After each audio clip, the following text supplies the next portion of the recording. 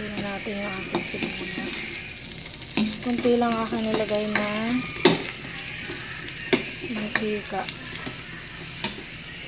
Yan, lagay na natin itong ating oil.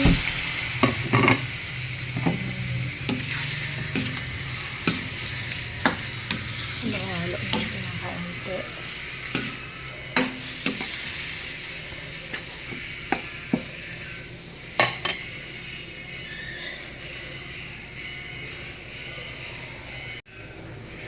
Lagyan na natin ang asin.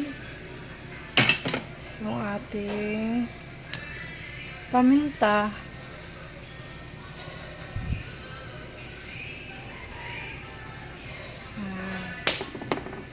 Tsaka yung ating pampalasa. Atin na lagyan ng gata.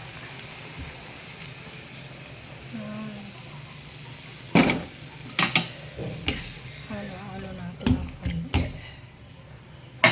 Lagay na din natin itong ating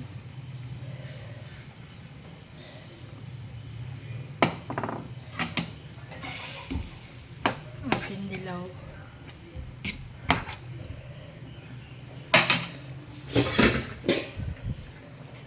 Takpan muna natin. Yan, ilagay na natin po ang sili. Lagyan na muna natin ng suka. Huwag na muna natin haluin. Hintayin na po lang natin maluto. Yan, luto na po ang ating adobo. Adobo sa gata. Happy eating po!